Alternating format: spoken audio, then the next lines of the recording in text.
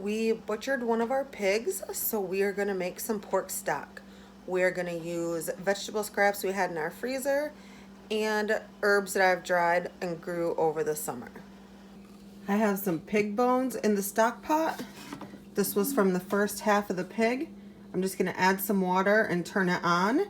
I am going to be adding some more bones in here from the second half of the pig also.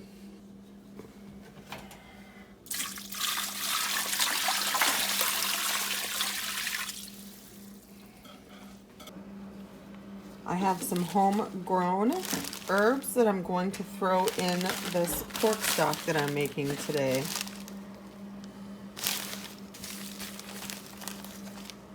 The stock has been cooking for a little while now. We have everything in there that we're going to put in there. We have all the bones.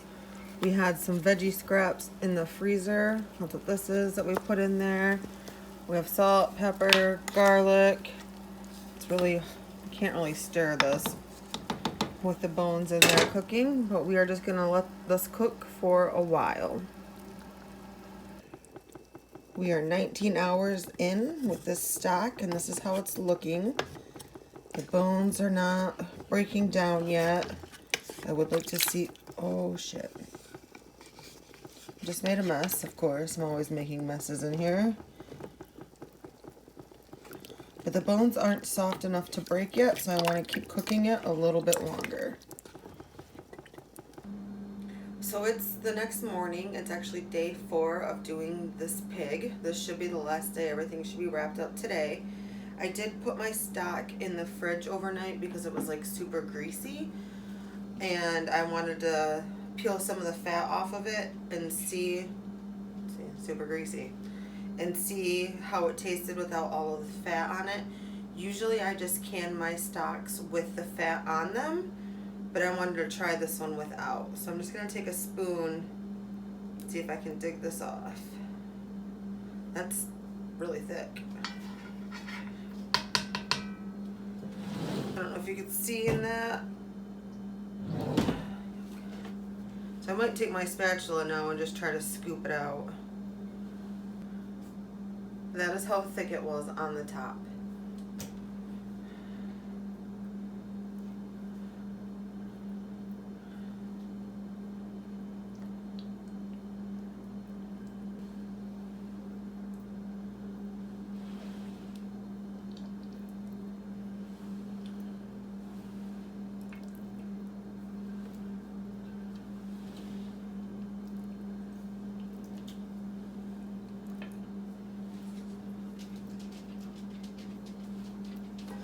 This is super gelatinous, which is what you want. I am going to heat it up a little bit since it's in my Instant Pot liner. I'm just going to put it in the Instant Pot for a minute, just put it on saute mode and just kind of melt it down a little bit.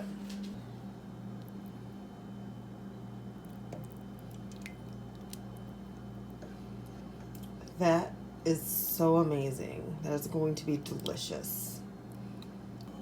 So I heated my stock up. I don't want it warm. I want to start with a cold canner, but I wanted to make sure it was all mixed up before I put it in jars. Today I'm going to be canning this all in pint jars, so they're the smaller ones. I usually do this in quart-sized jars, but we only have like 4 or 5 pint-sized jars left, and we've been using them a lot more recently, so I'm just doing this whole batch in pints. I'm going to use my pressure canner. To do broth or any kind of meat or anything like that, you have to use a pressure canner. And in my pressure canner, I can double stack pints. So I have 18 jars here ready to go. I don't know if this is going to fill it or not. We'll see.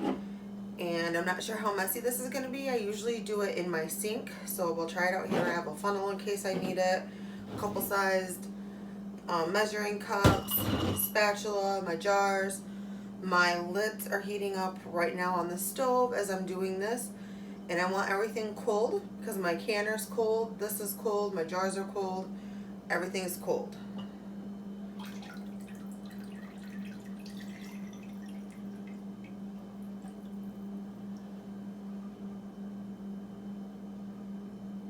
It is a nice color.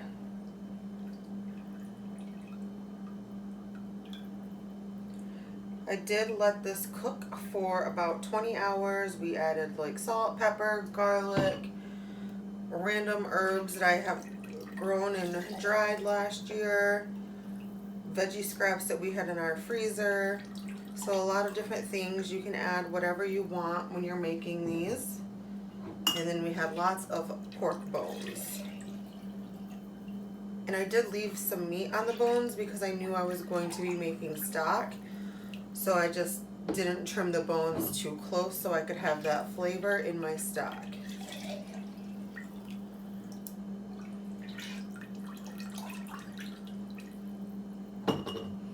I usually fill mine to the little ring. That way it has head space on it.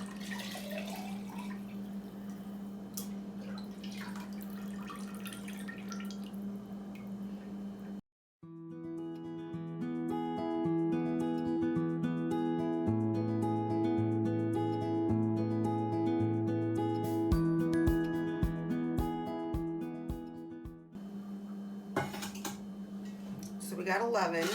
Not bad. I was really hoping for more than that. So my lids are all warm now. They were actually boiling. I should have turned them off sooner.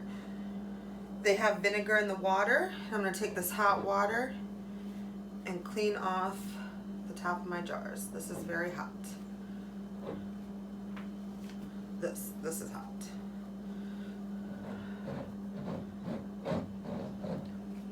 And you want to clean your jars just to get a nice good seal on your jar and your lid. Make sure there's no grease or anything that's prohibiting that seal.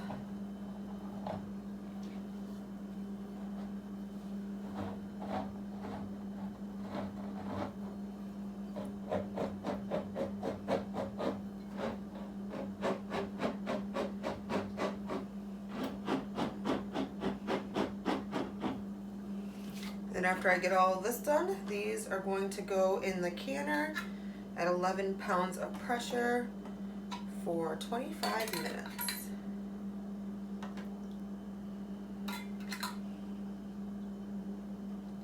And since I am going to double stack these, I'll have 9 on the bottom and 2 on top. I do have a secondary rack that I put in between them so the jars aren't sitting directly on top of each other.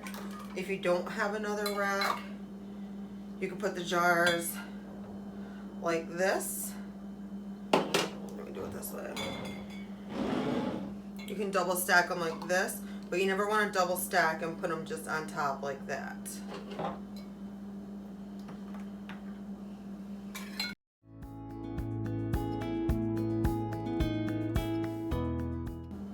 I just love the color of these. These are really nice looking.